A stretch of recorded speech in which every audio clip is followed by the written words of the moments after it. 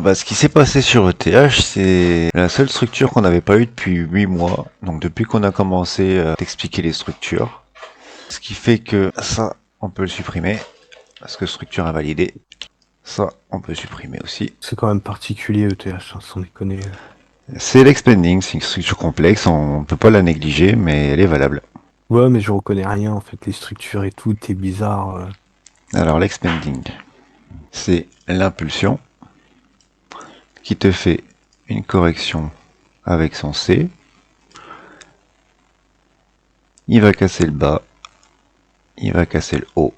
Alors qu'à la base, on aurait pu attendre deux choses. Là maintenant, il a recassé le top, et ce qu'il ne faut pas oublier, c'est que je ne savais pas au départ si on devait compter cette fameuse mèche qui avait cassé le top précédent. Je sais plus, je crois qu'on avait, on s'était dit, ouais, dans le doute, Voilà. Et du coup, maintenant, on peut être sûr que ça avait breaké. que ça avait pris bien le top. On va repartir du bas. Ça, c'était notre A. Ça, notre B. Et cette petite mèche, notre C. Maintenant, on pouvait attendre pour une structure complète à ce qui retourne en bas. Malheureusement, ça aussi, il nous l'a invalidé. Donc ce qu'il nous a fait là, il est parti du top jusqu'à plus bas que son dernier point précédent pour revenir au top. Et c'est la première fois qu'il nous le fait en 8 mois. Donc l'expanding. Et même plus que le top, hein. Il a bien... Ah oui, là, ça y est, il est parti. C'est... Dans tous les cas, si on n'a pas investi, c'est parti. En fait, on s'était planté. Tout à fait. On avait dit que... Ouais. Je l'ai toujours dit, les structures complexes, je les tente pas. Ah oui, non, mais sauf c'est dans pas... l'investissement pour lisser son prix moyen. Alors c'est pas une critique, hein, c'est de l'expérience que tu prends, hein, tu vois. Moi Clairement. aussi, ce que je me dis, tu vois. Parce que moi-même, le premier, d'ailleurs, le TH, c'est foutu, là. En fait, trop pas. Normalement, la structure... Alors, s'il avait dû nous faire une structure normale standard... Bon, là, j'ai pas mis au top, mais... Vous connaissez depuis le temps. 1, 2... Et du coup, le 3 aurait été recassé le top du bas précédent. Si vraiment, il avait voulu nous faire une belle structure. Voilà.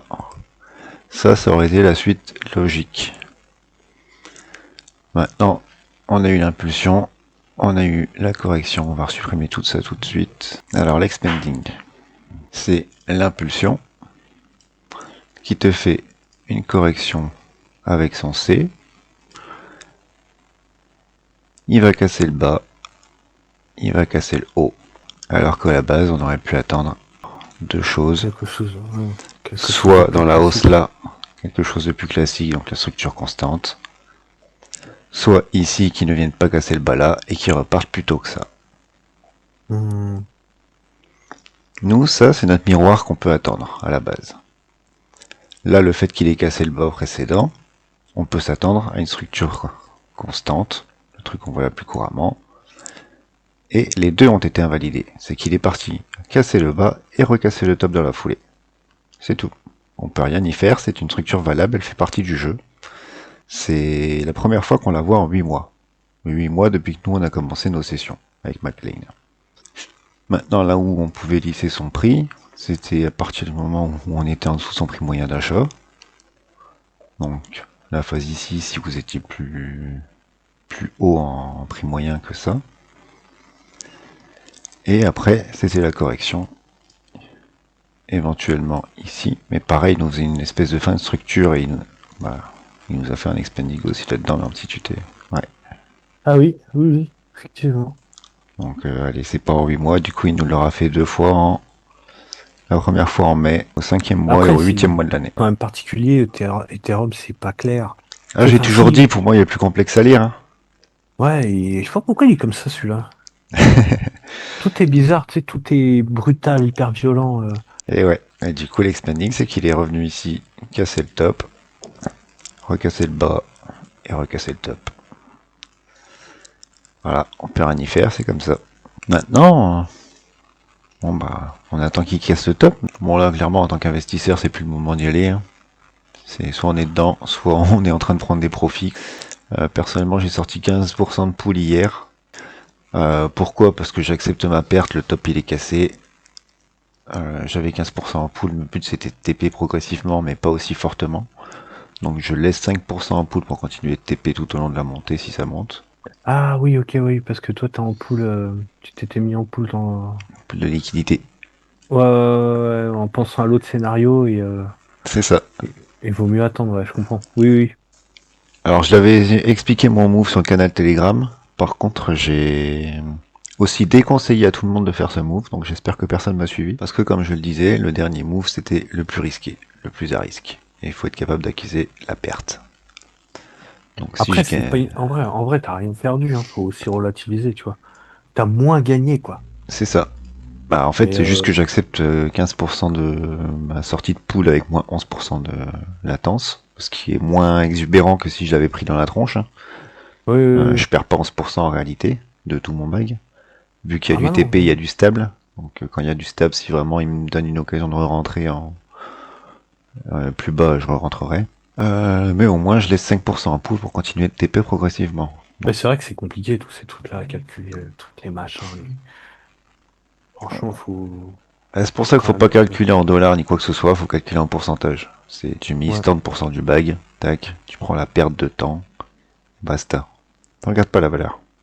ouais, ouais, ouais, ouais, t'as raison. Donc voilà. Alors, en resupprimant à nouveau les derniers éléments, bah maintenant c'est soit... Alors, tu vas pouvoir nous le dire de toute façon. Tiens, qu'est-ce qu'on a eu comme structure ici? Du coup, la structure daily, c'est quoi? Donc, on partirait de là. Ah, c'est Vas-y. celui-là, voilà. Toc. Alors, donc, j'aurais mis ça ici. J'aurais fait ça. Et bien là, en fait, j'aurais fait pareil. Partir de là. Ouais, ça fait ça, en fait. Après, on sait pas, ouais. Je sais pas s'il y a un miroir. J'ai du mal à bien voir. Et comme ça, tu le vois mieux. Le miroir, toujours. Ah ouais, je suis fatigué. On va mettre ça, on va dire mettre ça sur le compte de la fatigue, allez. Ouais. On va mettre ça sur... Ah ouais, effectivement. Ouais, je sais pas pourquoi j'ai pas vu le miroir, ouais. Pourtant, d'habitude, je les retrouve sans problème. Il a peut-être un peu moins d'impulsion que celui-ci, mais il reste valable. Mmh. On aurait pu s'attendre à plus bas, mais il reste valable. Donc Mais il est-ce est que hyper impulsif. proportionnellement, ça me fait penser à un truc. Si, admettons, là, tu as réellement un miroir, par exemple, là, le trait bleu, il est moins important, mais est-ce que ça veut pas dire que pas l'impulsion, mais tu sais, le dernier mouvement qui sera haussier, maintenant il a cassé le top, il sera pas plus grand que le premier mouvement proportionnellement à... Je m'exprime trop mal. Attends, bouge pas. Tac. C'est que celui-ci, je vais le replacer là. Ah mince. Celui-ci, il est... Comment dire? On va dire qu'il fait deux tiers, un tiers. Ouais. Est-ce que celui-ci, qui logiquement sera celui-ci, ne sera pas plus grand d'un tiers du fait que celui-ci est plus court d'un tiers? Alors moi, ce que je vois là-dedans, c'est les miroirs dans les miroirs, dans ton idée. Ça signifierait que cette impulsion-là, il pourrait nous en faire une n'importe quand. Et que du coup, il pourrait nous en refaire une de cette impulsion-là, encore plus tard. Ce qui fait que tout Hmm, ça, t'aurais un miroir, que cette impulsion-là, elle n'est pas terminée, elle va plus loin, et que du coup, si tout là, depuis le A, depuis la partie du bas, on avait le A, que ça c'est un A, là on a un A, un B, un C, qui nous refera un autre running, donc 1, 2, 3, terme. hmm, Hop, le A, ça nous ferait un gros B énormissime, et on aurait encore cette dernière impulsion possible, la toute première de base. hmm. Alors là, je t'ai mis les trois couleurs du coup pour bien définir le A, le B tout dans l'impulsion et le C grâce à cette dernière phase du A, du B global, du C là. Si vraiment on avait des runnings dans les runnings comme on disait, ce serait ça Hmm. l'idée. Si ça continue sur cette lancée, c'est ce qui risque d'arriver alors. C'est possible. Maintenant, dans tous les cas, une fois qu'il nous aura passé le top global des 4008, on sera dans la zone d'incertitude, donc dans la zone de cupidité, mais aussi dans notre zone FIPO. Donc Après, on sait pas où il va s'arrêter. C'est juste des TP partiels qu'il va falloir prendre au fur et à mesure. Et là, bien évidemment, au top aussi, parce qu'il peut tout très bien réagir. Même s'il réagit pour stabiliser, mais ça n'empêche pas que ce serait une zone de TP. C'était ça ton idée de base? Exactement.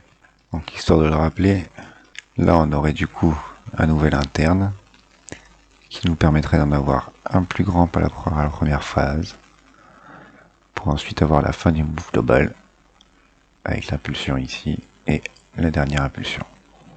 Dernière ou suivante, parce qu'après on peut tergiverser comme ça longtemps, mais à tout moment, dans tous les cas, il va falloir qu'il nous corrige. Ah bah c'est certain que... On sait pas quand, on sait pas comment, pour l'instant, on peut pas le déterminer. Là, si déjà ce qu'on vient de dire là, ça se passe, ce serait déjà magnifique. M'étonne. Je peux pas croire qu'on va pas avoir à un moment donné une grosse flèche pour le retour ensuite dans la foulée, tu sais, un gros spike. Ouais. Ça on sait pas. Ça après. Ethereum est champion pour ça. Tout à fait. Donc voilà pour ETH, ma première erreur, en tout cas ma seconde du coup, parce que la première c'était de dire structure normale, constante, retour en bas. La seconde ça a été de ne pas prendre cette mèche en compte. Et du coup, l'expanding. Et toujours dit de toute façon depuis janvier, ETH c'est plus compliqué pour moi. Et bah voilà, la preuve en est, ETH égale erreur, donc l'investissement est bien plus payant que le trading.